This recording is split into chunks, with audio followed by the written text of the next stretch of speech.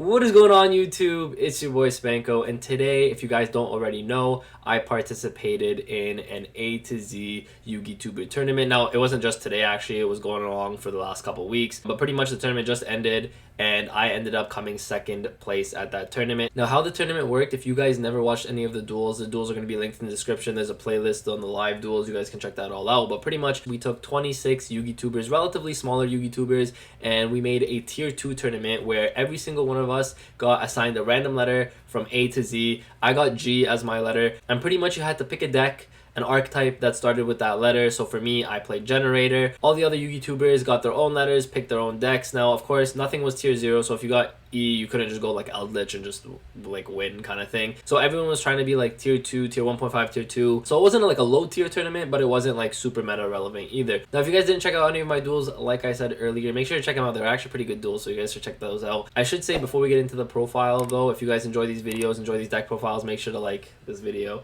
and subscribe to the channel for more epic Yu-Gi-Oh videos. Now, the goal is 5,000 and I have a crazy video for 5,000. We're at like 3,400 right now. Let's get to 5,000. So if you guys haven't subscribed, make sure to subscribe and we'll get into the video. So pretty much this is the list right here that you guys can see right in front of you. It is a 41 card list and I am playing Girsu, aka we are playing Girsu Generator. One of the best starters in this deck. It's a 1-card combo. Literally you can open nothing else and just Girsu and you'll be perfectly fine. So I'm gonna go into the in-depth with what like this deck is and why I decided to play it this way and some changes. After the tournament, I was like, man, there were definitely some changes that I wanted to make in this deck. Nothing too like major, but there was a couple cards definitely that I wanted to put into the deck, and I'll get into that when I get into the profile. So pretty much I am playing the little like generator engine. Now it's like 2 Har is pretty much the most important one, but we are playing one of the fire. This one came a lot like more clutch than you'd expect Frody. I thought this one wasn't going to be amazing, but to be honest with you, this one was insanely good. Like, I don't know why this just played out so well. I guess against tier 2 decks, just getting rid of their monsters just ended up being really well for me, so, or ended up working out really well. So Frody was really good for me. Maybe one that I wanted to bump to 2 and take this out, because this was honestly super dead for me. The only reason I played it was if I ran out of monstrosity targets, I needed another attribute, so that's why I played it. But to be honest, Frody is just so good. I might have wanted to play a second one. But if I'm being honest with you guys, like, this list was actually very solid. It never bricked. Like, I don't think there was any hands where I bricked. Just because the consistency of this deck is actually so good. It's just, you really pick your boss monsters, like the Frody, the Har, whatever, according to the format. Because this was a tier 2 format, it was a little bit harder for me to, like, make sure prioritize one over the other. Of course, I think Har was just the best one, but again, like, after this tournament, Frody was definitely really good against those like tier 2 decks. I would definitely consider bumping this up to 2 and taking this out of the deck, because this one didn't really do much for me. Mardell was obviously very important. It's actually part of your combo, because if you don't open boss stage, this is how you get into boss stage. So Mardell is definitely very important. Would not change that to 2. Ugard at 1 is fine. I thought I wanted to play Ugard at 2, but then I found that because it needs 2 tributes for its effect, it was actually a little bit lackluster, because a lot of the time what I found nice was Har as well as a Nidhogg. Now Nidhogg I definitely want to bump up to 2, and I think I'm going to take out 1 Gila for Nidhogg, even though Gila gives you a little bit more grind game. The thing is, there were a lot of times where I had Hor or Har plus the Nidhogg on the field, and it's actually really strong, because if you have the boss stage plus Har and Nidhogg, it means you get the negate on Nidhogg because it only needs 1 generator tribute. And then you also get the negate on Har, which is 2 tributes, of course. But at that point, then you can use your tokens and then keep these bodies on the board. The problem with something like Utgard is because it needs 2, if you have Utgard plus like a Har, that means you only have 3 tokens, aka for one of their effects, you're going to have to tribute themselves, which I didn't like. So Nidhogg was really good. Also, just being able to sit on Nidhogg with 2600 defense and then negate a summon was actually very strong. So Nidhogg is one that I actually really liked. I might bump it up to 2 and then take out one of the Gilas. The robot I really didn't like actually this at all, so I actually might take this out for another Nidhogg. But like this, I wouldn't say these are bad, and I'm actually very confident with this list. The only difference is I didn't know what I was going to be playing up against, because again, it's all randomized. Everyone has a random letter from A to Z, so I don't know what decks are going to be played. It's just super completely random, and everyone is playing a different deck, so it's not like I can prepare for like the meta in like the regular TCG where I know there's going to be X amount of this deck, because this is just a really like popular deck, or it's a really like well-known deck. Whereas with this, because it was all random, I really didn't know what I was to expect, so that's why I decided to play this guy. This guy can come up, to be completely honest with you, but Again, I think I'm gonna cut this guy to 0. Just take this guy out completely. Play a second Nidhogg, and then potentially play a second Frody for the Nalfogger. I don't know how to say this name, but the fire one for a second Frody, and then this one for a second Nidhogg. Because honestly, even with monstrosity, like it doesn't, you don't mind hitting a second Nidhogg, right? So it's not bad. And then 2 Gila, I actually like 2 Gila is pretty good just because it gets you the grind game. If you get rid of your Hars early, 2 Gila is pretty strong. Triple Lopter, your best normal summon, actually your second best normal summon, because your best normal summon is the Gear Suit. Now, if you guys don't know what this combo is, I can maybe do a little combo video with this deck if you guys want. So let me know in the comment section down below if you guys want to see a combo video. I can do that. But the Gear Suit is insane. It's literally, when I say a 1-card combo, I don't mean like, oh, it's a 1 card, but you need this. I mean, like, it's legit. You can open Gear Suit and nothing else, and you have full combo. That's how insane this combo is. So, Gear Suit is really strong for this. I would not recommend not playing it. Like, even though I know there are some builds that focus more on the Generator engine themselves, I just think the Gear Suit is just way too powerful not to play. Like, you end on a board of Calamities plus your Generator boss just with 1 Gear Suit, and then a lot of the time you're just going to end up winning the game just off that. So, Gear Suit is really good. And then 1 World Armor, just because you need it for the Gear Suit combo, so you definitely want to play the 1-of. And this is something I'm going to get back to later in the video when I get into the extra deck, and I'll explain that when I get there. But you definitely want to play the 1-of of this. And then I just played 3 Ash. We couldn't play too many meta-relevant cards, so I'm like, you know what, Ash is just generic, let me just play Ash. But funny enough, I sided this out a lot.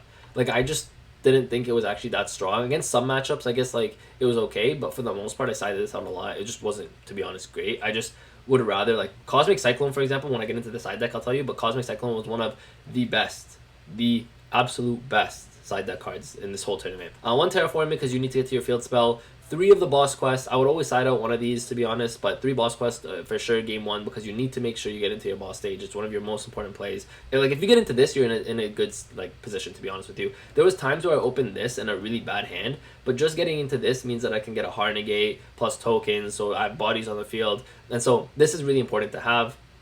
2 Kujikiri. Kujikiri is just your trade-in for the deck, so that's why I play 2 of these. 1 Monster Reborn, just generic extender. 1 Succession.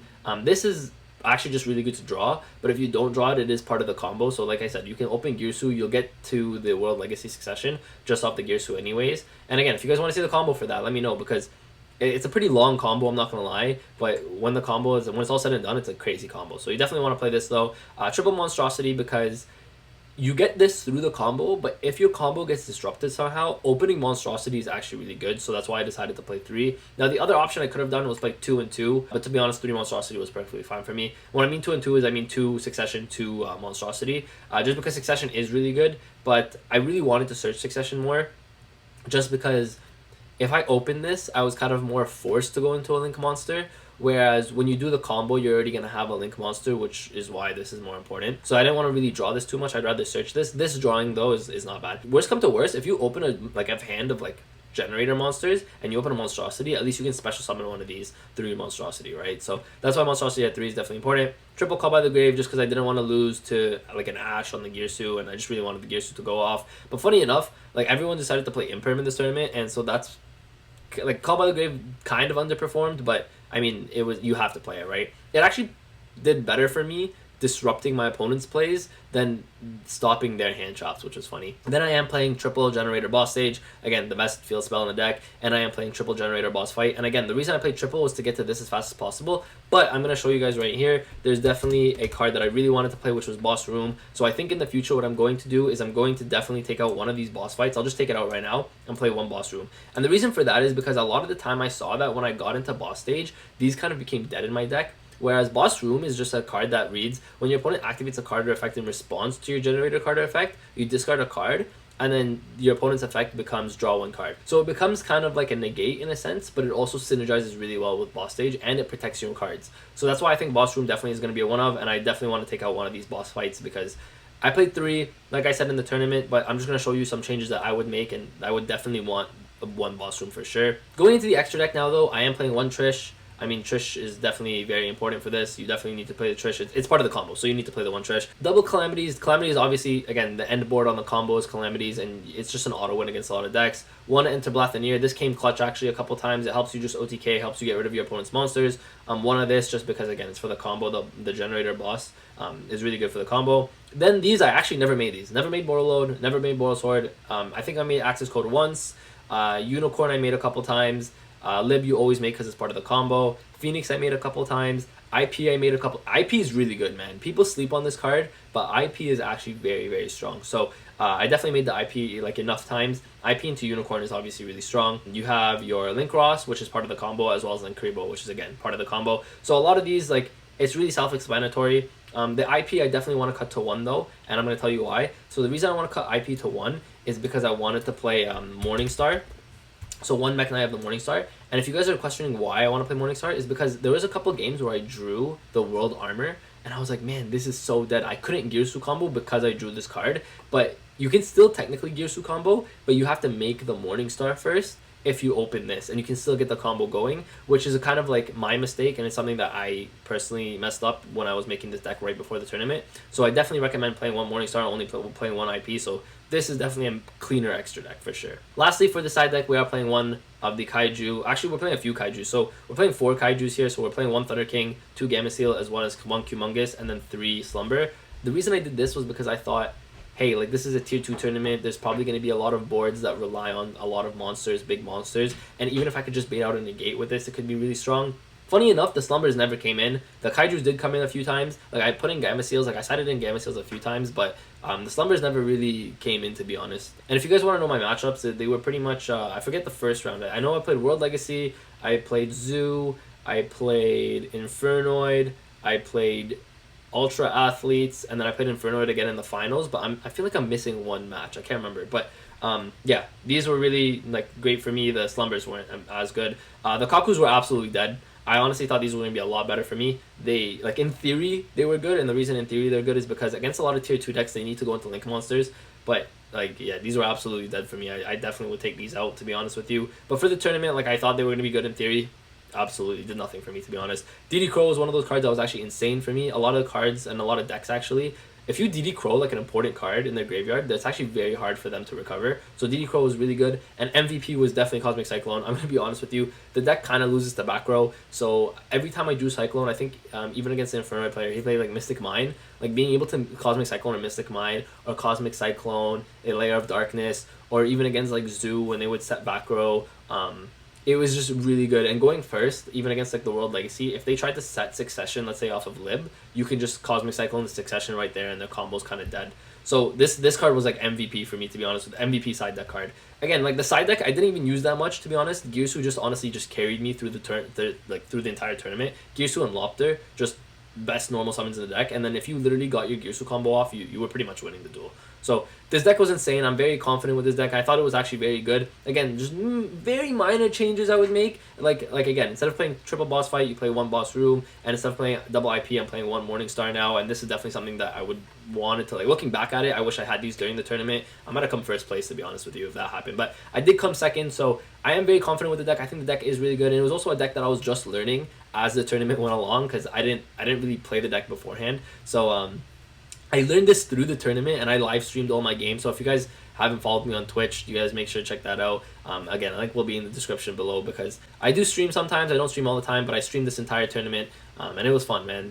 Thank you to everyone who joined me in stream, everyone who helped me in chat, everyone who, like, the problem is, once I got into the tournament, I couldn't change decks, but a lot of these ideas, like for the Morningstar and whatnot, these came from like chat and like when I was streaming, right? So thank you guys for watching. I appreciate it. If you guys enjoyed these deck profiles, make sure to like this video. Subscribe to the channel. Again, the goal is 5,000 subscribers, hopefully within the next month, because I have a crazy 5,000 video, and yeah, I really want to get to that. So 5,000 subs. If you guys enjoyed this, make sure to like this video. And if you guys want to give this deck a try, definitely give it a try. It's very good. Again, second place in a whole tournament, that's really good. And I could have come first. If you guys haven't watched the duels, go watch the duels. They should be on the channel now, and you guys can just watch the finals, because then you'll see why I could have come first, but it was just very unfortunate. But anyways, thank you guys for watching. If you guys enjoyed this, like I said earlier, like the video, subscribe to the channel. With that, Spanko signing. Peace. My hands steady, I feel ready, but my legs heavy, I don't get it. How come I haven't hit it already? Still working, I'm still learning, I'm still searching, finally earning something, finally turning something called a profit. If I hear you talking shit, don't get caught in it. I'll be popping off and hit your ass, dropping all your shit. Yeah, I promise this, I got promises, you ain't stopping this. Cross my shit.